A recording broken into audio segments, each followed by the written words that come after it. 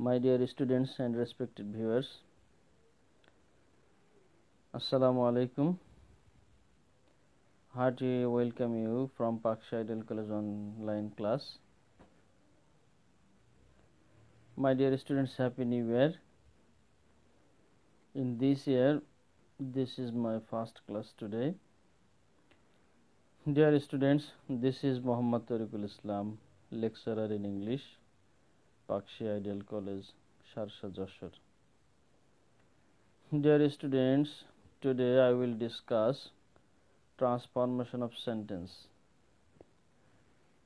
and that is complex to simple and vice versa. I think all of you are well by the grace of the Almighty, and I am also fine. Dear students, I think all of you are ready for my class, so let's get started. সুপ্রিয় শিক্ষার্থী মণ্ডলী, আজকে আমরা তোমাদেরকে transformation of সেন্টেন্সের আওতাভুক্ত complex থেকে simple এবং সিম্পল থেকে কমপ্লেক্সের নিয়মগুলো আলোচনা করব। তোমরা সবাই মনোযোগ সহকারে বোঝার চেষ্টা করো। কমপ্লেক্স থেকে সিম্পল করতে গেলে যে জিনিসটা তোমাদের মনে রাখতে হবে সেটা খেয়াল করো। মনে রাখতে হবে কমপ্লেক্স সেন্টেন্স মূলত দুই ক্লজ বিশিষ্ট বাক্য, অর্থাৎ কমপ্লেক্স সেন্টেন্সে দুটি সাবজেক্ট এবং দুটি ফাইনাইট ভার্ব থাকে, আর সিম্পল সেন্টেন্স হলো এক ক্লজ বিশিষ্ট বাক্য। তাই যখন কমপ্লেক্স সেন্টেন্সকে সিম্পল সেন্টেন্সে পরিণত করা হয় তখন কমপ্লেক্স সেন্টেন্সের একটি ক্লজের বিলুপ্তি ঘটাতে হয়, আর ক্লজটির বিলুপ্তি ঘটাতে হলে সেটিকে ফ্রেজে রূপান্তরিত করতে হয়। সুপ্রিয় শিক্ষার্থী বন্ধুরা, আমি তোমাদেরকে এখন দেখাবো কিভাবে কোনো ক্লজ বা বাক্যকে ফ্রেজ করতে হয়, তা নিচে দেখানো হলো। তোমরা খেয়াল করো কোনো বাক্যকে ফ্রেজ করার নিয়ম। শিক্ষার্থী বন্ধুরা, কোনো বাক্যকে সহজে ফ্রেজ করতে হলে এই নিয়মগুলো তোমাদের অবশ্যই মনে রাখতে হবে। নাম্বার 1, সাবজেক্টকে পজিটিভ কেস করতে হবে। বাক্যের যে সাবজেক্ট থাকবে সেটিকে আমরা পজিটিভ কেস করব। 2 নম্বর, বি ভার্ব যদি কোনো বাক্যের মূল ভার্ব হয় তাহলে তার পরিবর্তে আমাদেরকে বিং বসাতে হবে। নাম্বার 3, হ্যাভ ভার্ব মূল ভার্ব হলে তার পরিবর্তে হ্যাভিং বসাতে হবে। নাম্বার 4, বি ভার্ব এবং হ্যাভ ভার্ব বাদে অন্য ভার্ব মূল ভার্ব হলে তার প্রেজেন্ট ফর্মের সাথে আইএনজি যোগ করতে হবে। মনে রাখতে হবে বি ভার্ব এবং হ্যাভ ভার্ব বাদে অন্য কোনো ভার্ব মূল ভার্ব হলে সেই মূল ভার্বের প্রেজেন্ট ফর্মের সাথে আইএনজি যোগ করতে হয়। নাম্বার 5, সাহায্যকারী ভার্ব প্লাস মূল ভার্ব থাকলে সাহায্যকারী ভার্ব বাদ দিয়ে মূল ভার্বের প্রেজেন্ট ফর্মের সাথে আইএনজি যোগ করতে হয়। সুপ্রিয় শিক্ষার্থী বন্ধুরা, এই 5টি লাইন যদি তোমরা মনে রাখতে পারো, 5টি সেন্টেন্স যদি তোমরা আয়ত্ত করতে পারো, তাহলে তোমরা সহজেই কোনো একটি বাক্যকে ফ্রেজে পরিণত করতে পারবে। মনে রাখতে হবে এই যে 5টি বাক্য এখানে উল্লেখ করা রয়েছে কোনো বাক্যকে ফ্রেজ করার নিয়ম, এগুলো তোমাদের সদা সর্বদা মনে রাখতে হবে, অর্থাৎ এই বাক্যগুলো তোমাদের অবশ্যই মুখস্থ করতে হবে কোনো বাক্যকে ফ্রেজ করতে গেলে। শিক্ষার্থী বন্ধুরা, এখন আমরা দেখাবো তোমাদেরকে কিভাবে একটি বাক্যকে একটি ফ্রেজে রূপান্তরিত করতে হয়। তোমরা 1 নম্বর বাক্যটি খেয়াল করো, আই এম এ বয়। এই বাক্যটি একটি সেন্টেন্স। শিক্ষার্থী বন্ধুরা,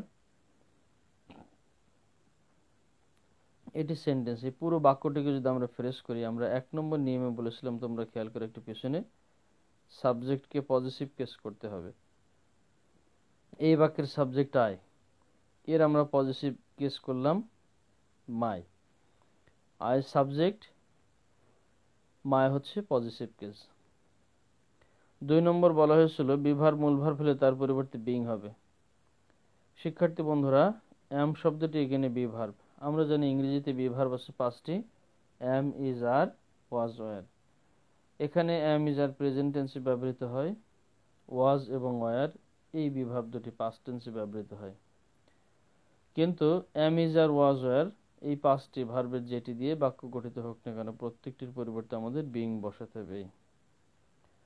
আমাদের সাবজেক্ট এবং ভার্বকে পরিবর্তন করতে হবে এবং বাকি অংশ বসে যাবে। তাহলে দেখাচ্ছে শিক্ষার্থী বন্ধুরা, মাই being a boy, my being a বয় এই অংশটি হচ্ছে ফ্রেজ। তোমরা 2 নম্বর উদাহরণ লক্ষ্য করো। এখানে হি ইজ আ স্টুডেন্ট, সে একজন ছাত্র, এটি একটি সেন্টেন্স। এই বাক্যটি, এই বাক্যটির সাবজেক্ট হচ্ছে হি।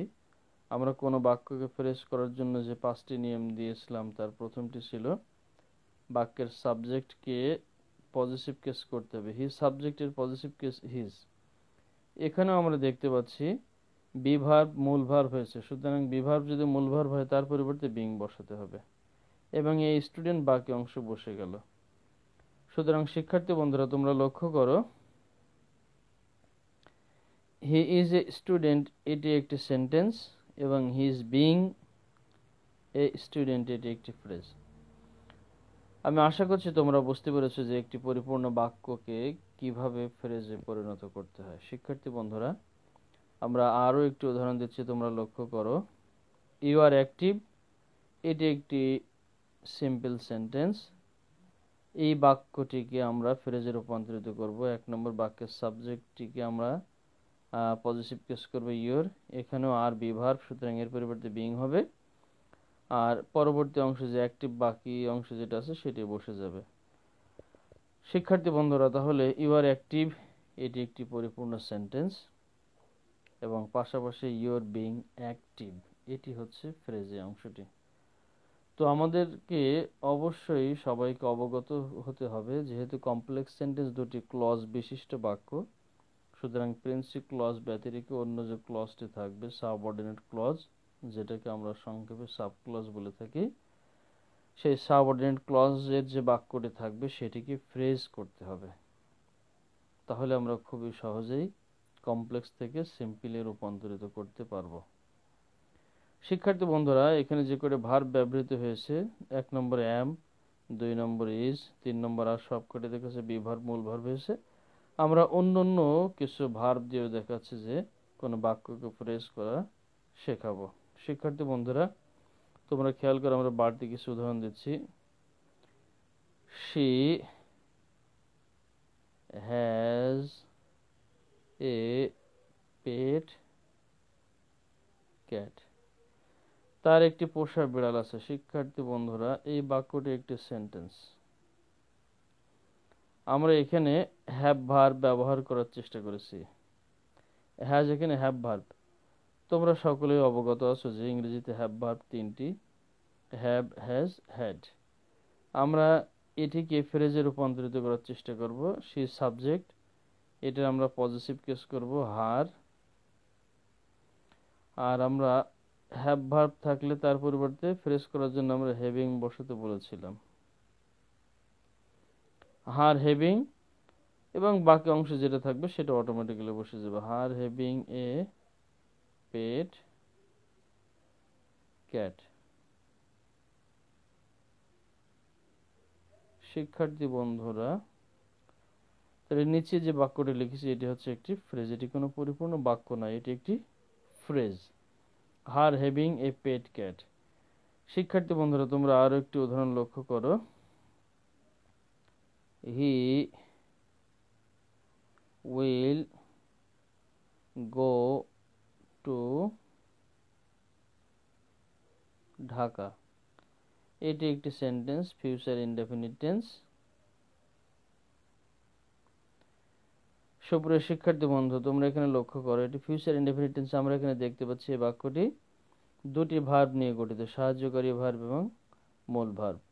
তাহলে এই বাক্যটি যখন আমরা ফ্রেজ করব তখন সাবজেক্টকে আমরা পজিটিভ কেস করব, হি সাবজেক্ট এবং হিজ পজিটিভ কেস।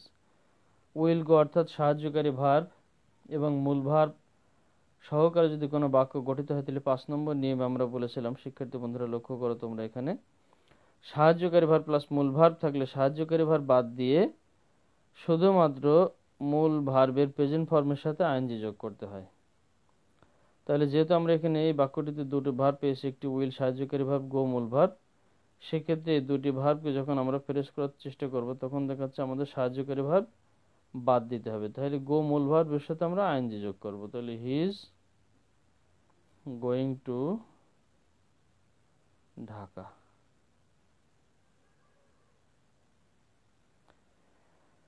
এটি ফ্রেজ।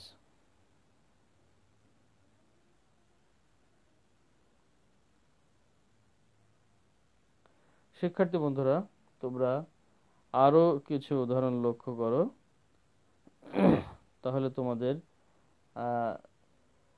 কোনো বাক্যকে কিভাবে ফ্রেজ করতে হবে সেটি আরো মোটামুটি ক্লিয়ার হয়ে যাবে।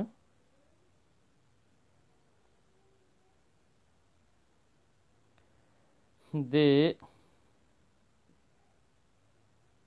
ডিড ইট, এটি সেন্টেন্স। এটিকে আমরা ফ্রেজ করব দে সাবজেক্ট, সুতরাং এর পজিটিভ কেস করতে হবে টিএইচ ইআই আর দিয়ার।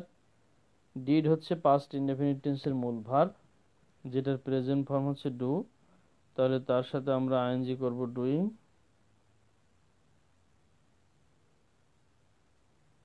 ইট, দে আর ডুইং ইট, এটি হচ্ছে ফ্রেজ। শিক্ষার্থী বন্ধুরা, তোমরা আরো লক্ষ্য করার চেষ্টা করো।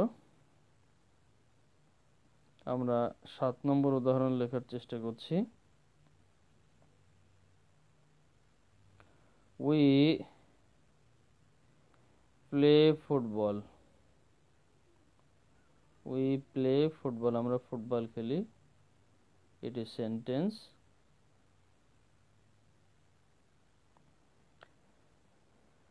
আমরা এটিকে ফ্রেজে রূপান্তরিত করব। আমরা জানি 1 নম্বরে বলেছে সাবজেক্টকে পজিটিভ কেস করতে হবে, উই সাবজেক্ট, আওয়ার হচ্ছে যে পজিটিভ কেস, আর প্লে হচ্ছে ভার্ব, এটার সাথে আইএনজি যোগ করব প্লেইং, বাকি অংশ ফুটবল, বসে গেল, এটা ফ্রেজ। সুপ্রিয় শিক্ষার্থীবৃন্দ, আশা করি তোমরা খুবই চমৎকারভাবে বুঝতে পারছো যে একটি পরিপূর্ণ বাক্যকে কিভাবে একটি ফ্রেজে রূপান্তর করতে হয়। শিক্ষার্থী বন্ধুরা, আমরা আরো কিছু উদাহরণ দিচ্ছি যাতে তোমরা কোনো বাক্যকে সরাসরি ফ্রেজে রূপান্তরিত করতে পারো, এবং আমরা আজকে শুধুমাত্র তোমাদেরকে শেখাবো কিভাবে একটি পরিপূর্ণ বাক্যকে একটি ফ্রেজে রূপান্তরিত করা যায়। শিক্ষার্থী বন্ধুরা, তোমরা পরবর্তী উদাহরণ লক্ষ্য করার চেষ্টা করো।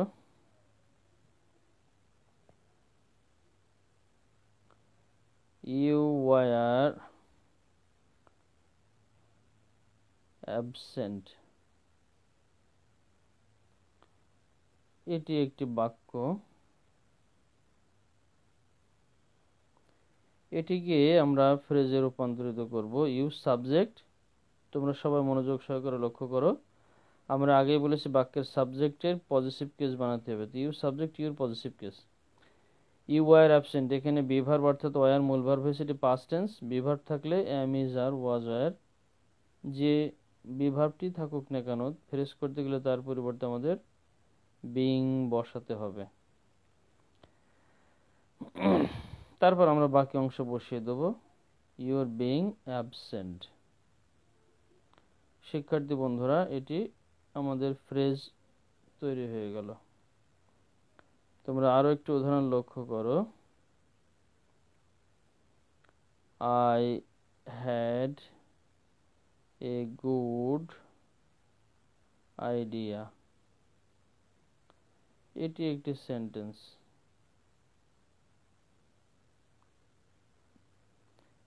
শিক্ষার্থী বন্ধুরা, এটিকে আমরা ফ্রেজ করছি, তাহলে বাক্যের সাবজেক্টের পজিটিভ করতে হবে মাই। এবার তোমরা খেয়াল করে হ্যাভ ভার্ব, এখানে মূল ভার্ব হয়েছে হ্যাড, অর্থাৎ হ্যাভ এর past tense had. I had a good idea, আমার একটি ভালো ধারণা ছিল, পাস্ট ইনডেফিনিট টেন্স। তাহলে হ্যাভ ভার্ব থাকলে হ্যাভ, হ্যাজ, হ্যাড যেটি থাক না কেন একাকি, তার পরিবর্তে আমরা দেখাচ্ছি হ্যাভিং বসিয়ে দেবো। মাই হ্যাভিং, এবার বাকি অংশ আমরা অটোমেটিক্যালি বসিয়ে দেবো। মাই হ্যাভিং আ গুড আইডিয়া, এটি ফ্রেজ। শিক্ষার্থী বন্ধুরা, আশা করি তোমরা খুবই ভালোভাবে বুঝতে পেরেছো যে কিভাবে একটি বাক্যকে একটি ফ্রেজে রূপান্তরিত করতে হয়। শিক্ষার্থী বন্ধুরা, আমরা আরো কিছু উদাহরণ লক্ষ্য করি।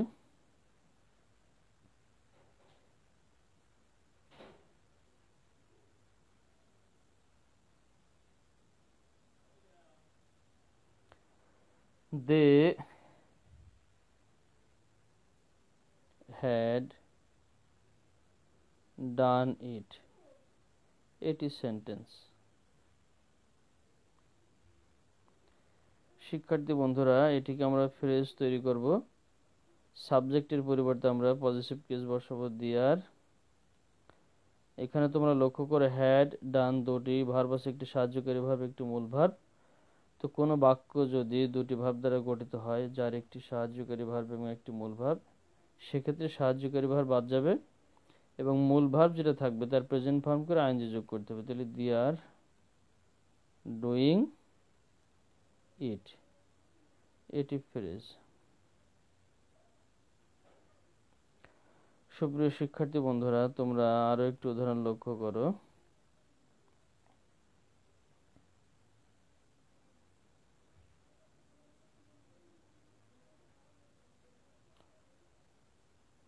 হি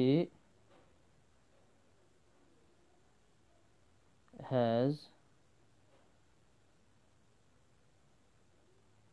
completed it, এটি সেন্টেন্স। সুপ্রিয় শিক্ষার্থী বন্ধুরা, এই বাক্যটির ফ্রেজ হিজ সাবজেক্ট, তাহলে আমরা এর পজিটিভ কেস করব হিজ। এখানে তোমরা খেয়াল করে হ্যাজ কমপ্লিটেড, এখানে দুটি ভার্ব রয়েছে, প্রেজেন্ট পারফেক্ট টেন্স এটি, হ্যাজ সাহায্যকারী ভার্ব, কমপ্লিটেড মূল ভার্ব। সুতরাং আমরা সাহায্যকারী ভার্ব বাদ দেবো। সাহায্যকারী ভার্ব এবং মূল ভার্ব একত্রে থাকলে সেক্ষেত্রে ফ্রেজ করার সময় সাহায্যকারী ভার্ব বাদ দিতে হয় এবং মূল ভার্বের প্রেজেন্ট ফর্ম করে তার সাথে আইএনজি যোগ করতে হয়। কমপ্লিটেড এখানে মূল ভার্বের পাস্ট পার্টিসিপল, আমরা এখানে এর প্রেজেন্ট ফর্ম করলাম কমপ্লিট, এর সাথে আইএনজি যোগ করতে হবে, হি ইজ কমপ্লিটিং ইট। সুপ্রিয় শিক্ষার্থী মণ্ডলী, এটি হচ্ছে যে ফ্রেজ।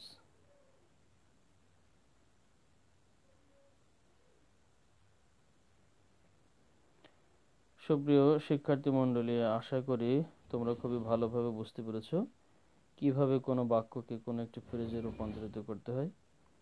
সুপ্রিয় শিক্ষার্থী বন্ধুরা, আমি তোমাদেরকে যেভাবে শেখালাম এভাবে তোমরা আরো বেশি বেশি সেন্টেন্স লিখে সেগুলোকে ফ্রেজ করার জন্য নিজেরা বাসায় প্র্যাকটিস করো। আশা করি একটি বাক্য তোমরা অতি সহজেই এই নিয়মগুলো অবলম্বন করে তোমরা অবশ্যই ফ্রেজ তৈরি করতে পারবে। আর তোমরা সবসময় মনে রাখবে যে যে 5টি নিয়ম আমি তোমাদেরকে দিয়েছি কোনো বাক্যকে ফ্রেজে রূপান্তরিত করার জন্য, এই নিয়মগুলো তোমাদের অবশ্যই সবসময়ের জন্য মুখস্থ রাখতে হবে বা মনে রাখতে হবে, তাহলে কোনো বাক্যকে তোমরা অতি সহজেই ফ্রেজে রূপান্তরিত করতে পারবে। সুপ্রিয় শিক্ষার্থী বৃন্দ, আজ আমার আলোচনা এ পর্যন্তই। আগামী ক্লাসে আমরা শেখাবো কিভাবে কমপ্লেক্স সেন্টেন্সকে সিম্পল সেন্টেন্সে রূপান্তরিত করতে হয় এবং সিম্পল সেন্টেন্সকে আবার কিভাবে কমপ্লেক্স সেন্টেন্সে পরিণত করতে হয়। সে পর্যন্ত তোমাদের সবার সুস্থতা মঙ্গল কামনা করে আমি আজকের মতো এখানে শেষ করছি। সবাই ভালো থাকো, সুস্থ থাকো। আল্লাহ হাফিজ। আসসালামু আলাইকুম রহমতুল্লাহ।